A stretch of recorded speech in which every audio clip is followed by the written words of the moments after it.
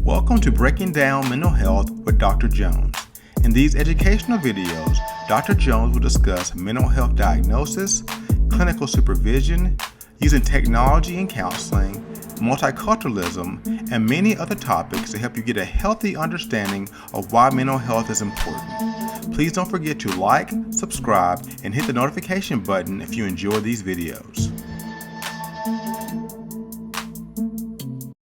In this video, we'll continue to look at I'm Still Here, Black Dignity in a World Made for Whiteness. We're going to be looking at Chapter 9, Chapter 10, and the second interlude she has in this book. And we'll be looking at the thoughts on integration in the workplace. Just as a friendly reminder, please make sure you have purchased this book from the author and have read it prior to reading and watching this video. It will help you to understand the context from which the author is coming from and the context from which I am coming from as well. But we want to make sure the author is being recognized throughout this video for the work that they're doing.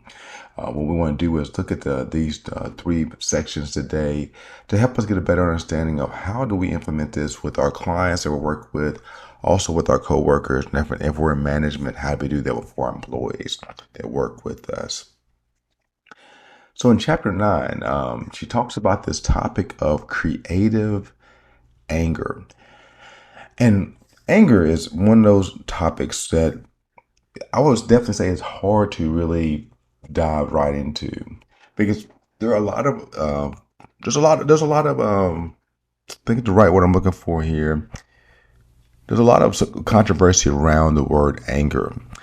Anger has been called a secondary emotion that people feel.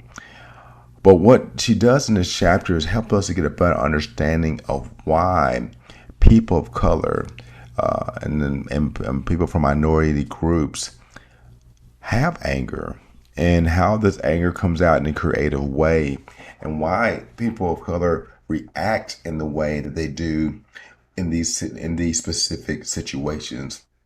And so it's important for us to talk about that a little bit. What she does at the beginning of this chapter, she talks about James Baldwin and his understanding of anger, and how he calls anger something that is necessary, but the fact that we need to be able to keep that anger to a place where we're able to control our rage. And rage is another level of anger where we have gotten to the point where we can't take it anymore. And usually negative things happen when someone reacts out of rage. So he talks about controlling rage here. But the great James Baldwin talks about how anger is that if you're being done wrong, you're in a perpetual state of anger. And so there may be those who are from non-minority populations. They may ask the question, why are you angry? Why are you feeling the way that you do? And I hope this video will give a little bit more insight into why this anger is the way that it is and the way that it comes across. One of the things that happened in corporate America, in our counseling agencies, is that we have this thing, what we call the white ceiling. We used to call it the glass ceiling, where women would be able to work up to a certain point in their field, and then they will have to do certain things to be able to shatter that glass ceiling. And one thing I'm very proud of is that women have been able to work through that and overcome that. The problem is they still are not being paid their fair share, even though they've broken a lot of these glass ceilings. And so that's a whole video for a whole other day, but I do want to make sure I acknowledge that the women are not being paid with their equivalent amount as their male co-workers. And so that glass ceiling, although it's been broken, there's still a lot of room to be worked. And so as we transition to talk about this white ceiling, one thing that we're seeing and noticing, there are not as many people of color who are in management in agencies. And we're specifically looking at counseling, but you can look outside of even counseling and see that there's not a lot of people of color who are making it to management positions. And what this does, it sends out a message that this is a place where you do not belong.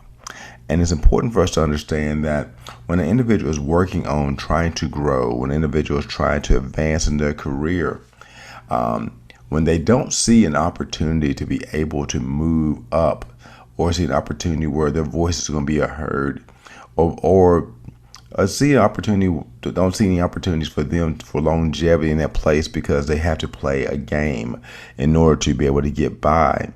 Individuals leave. I know in my own personal life, as a therapist, I've had to leave jobs before because of this white ceiling that was above.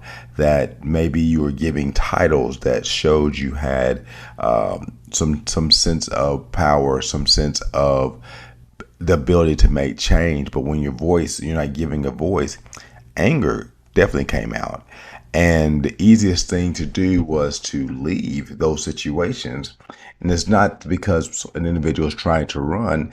It's just the question becomes, what's the point? Why hang around and stay around in a place that is showing you that this white ceiling that we have no intentions of breaking it. We want to keep things status quo. We want to keep things the same way they always have been.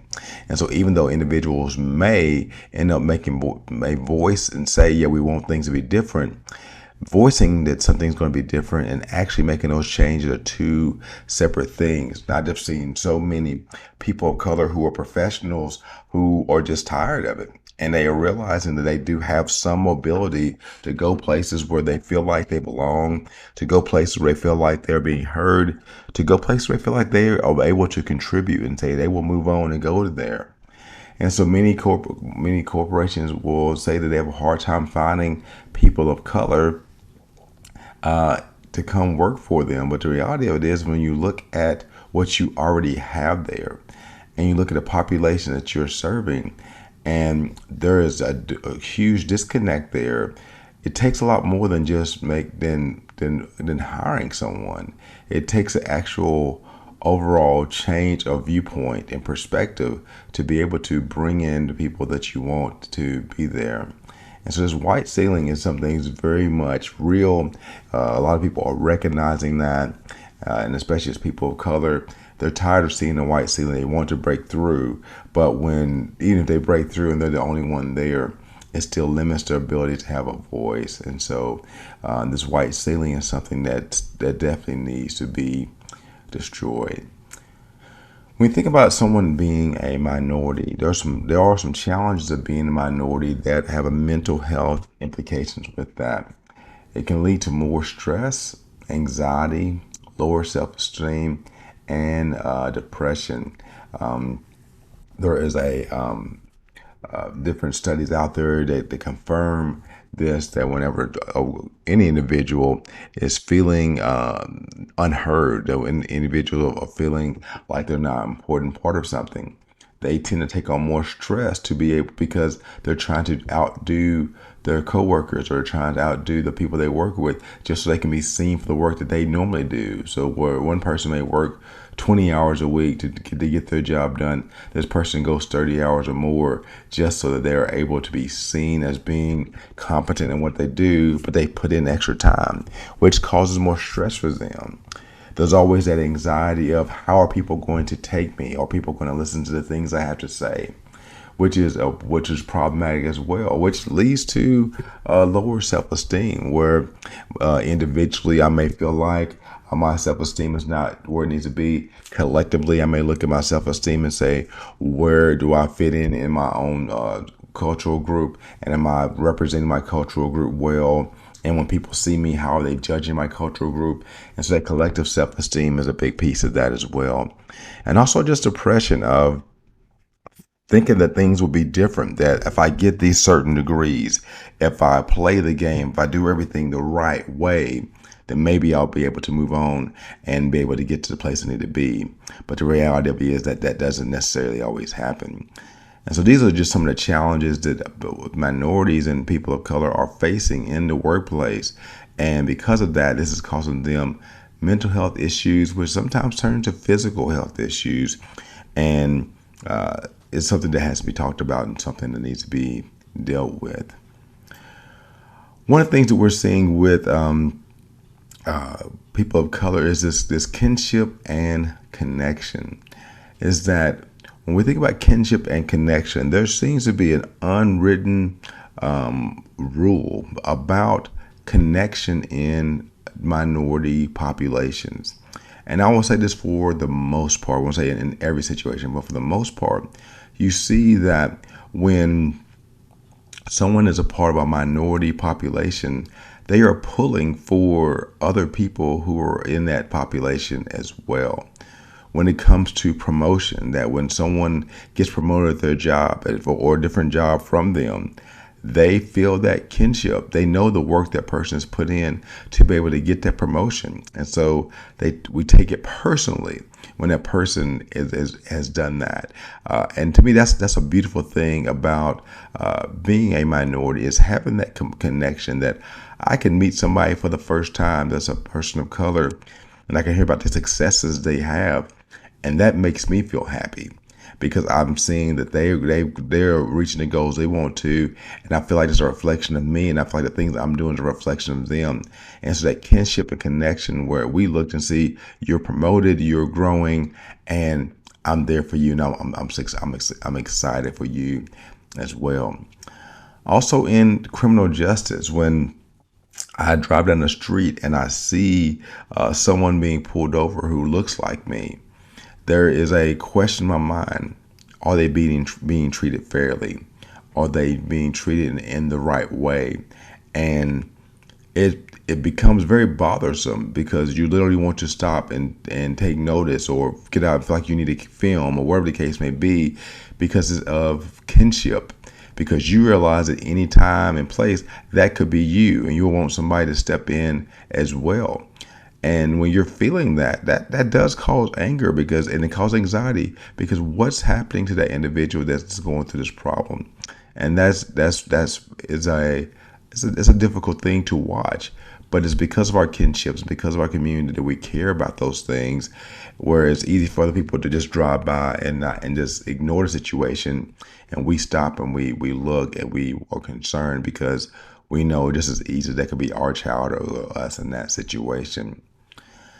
And also, as we look and see, like especially in media, where you're seeing people of color being abused, and you're seeing people with power taking advantage of them, it causes a sense of righteous anger, because people will hear, well, this person was shot and killed today, or this person died in a certain situation, or whatever the case may be.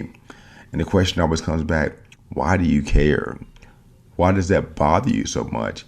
And the reason why I care, and the reason why that bothers me so much, is because I know that could be me.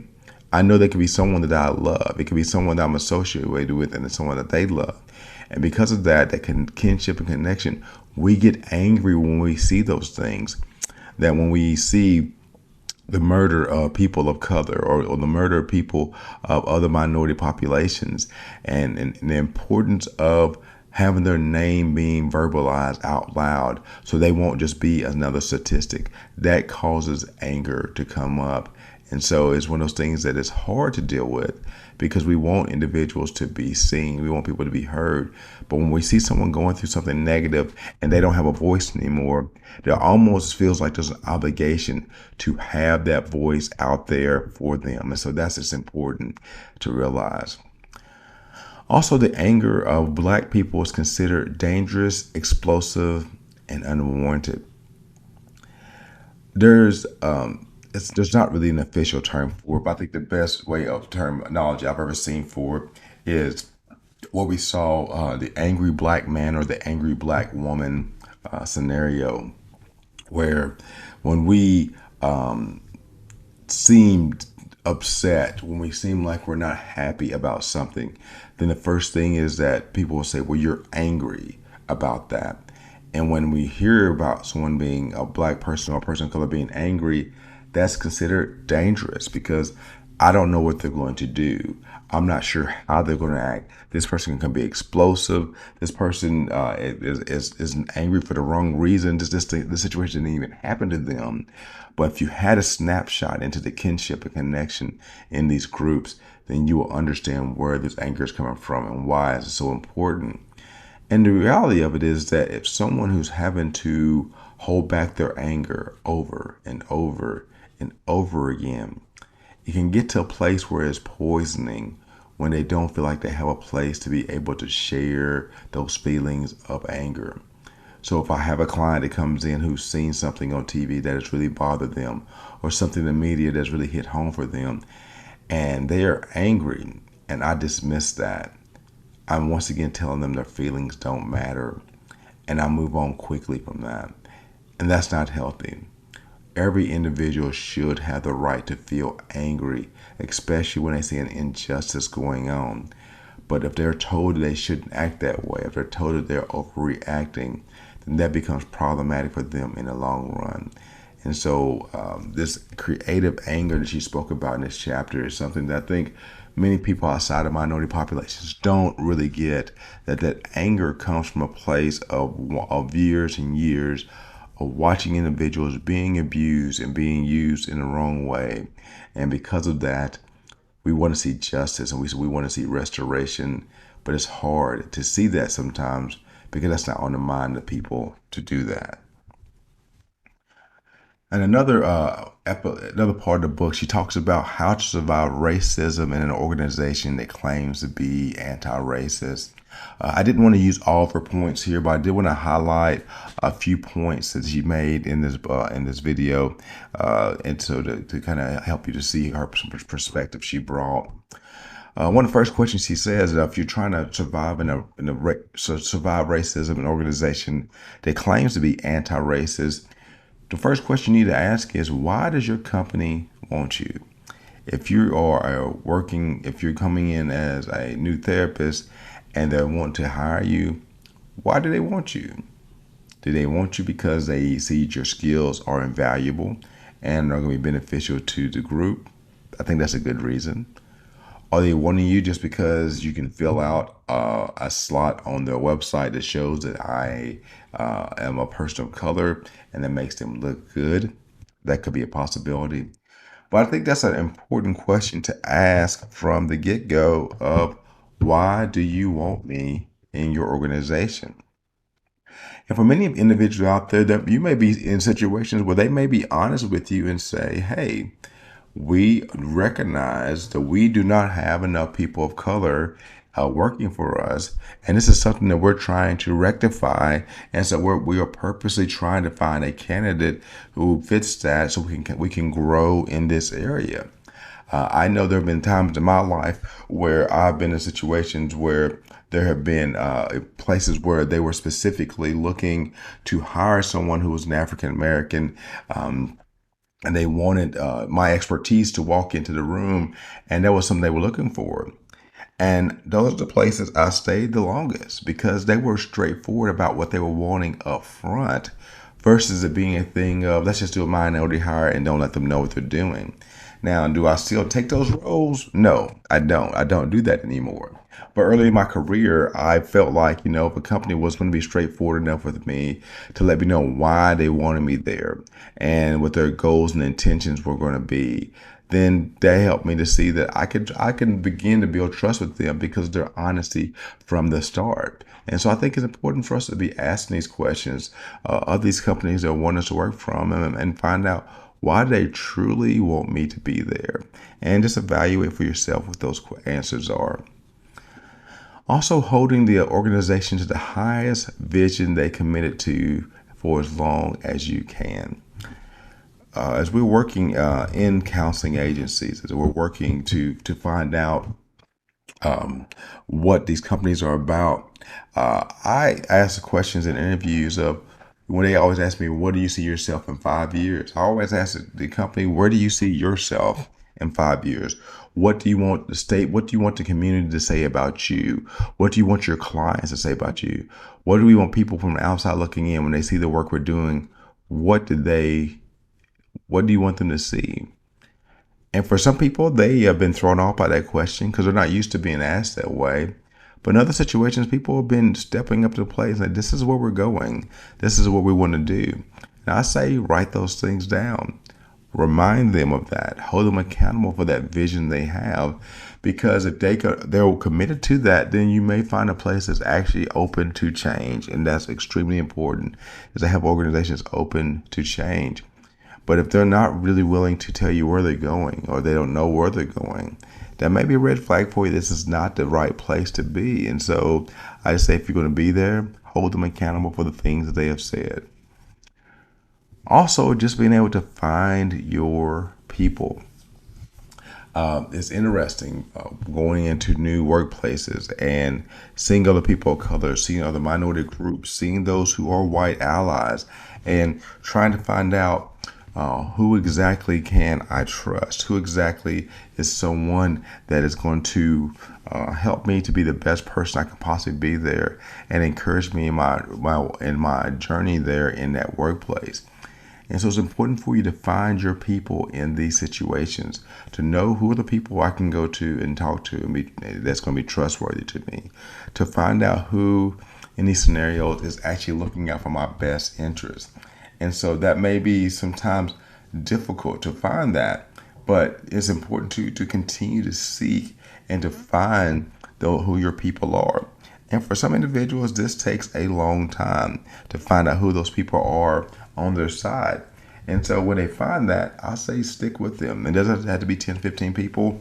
Maybe it's just 2 or 3 people you know that you can trust. And when you find that group, that's the group I would say stick around with, because they're going to help you to be able to survive that workplace.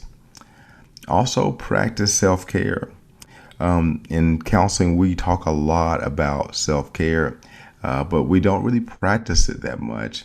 Sometimes self-care means I'm going to speak up and say something about something that's bothering me, because if I don't, I'm going to explode. That may be practicing self-care.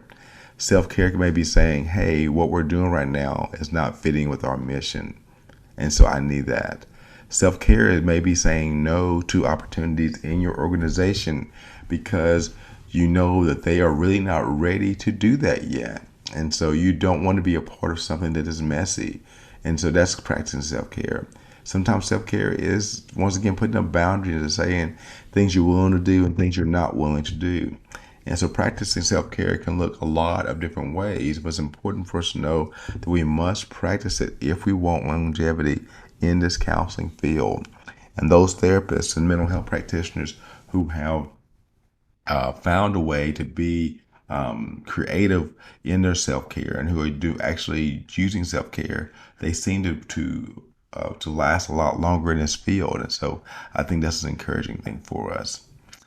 Also, just having that ability to speak up. We have all been given a voice, and that voice can bring about change. And it can be scary, especially as a new clinician, to be able to feel like you can speak up and say the things that you need to say. And this may be easy for me to say because I've been in the field for a long time, but we can't be afraid to lose our jobs by speaking up. I realize we are in an economy that is less than where most people think it needs to be. But speaking up is not always going to lead to job stability. But is it still important? And if it is still important to you, if it is something you feel like that needs to remain important, then we have to speak up for things that we feel are right. And if we don't speak up for them, then we've lost a chance to give our voice, and we're telling people that their behavior is okay. So speak up. And also just know your rights. Know what you can, what the rights that you have in your workplace. Sometimes that can be found in your product manuals where you work, and employee manuals. HR can help you with that. But know what your rights are, and do not be afraid to use the rights that have been given to you. There's a purpose in those things being written. There's a purpose in those things being there.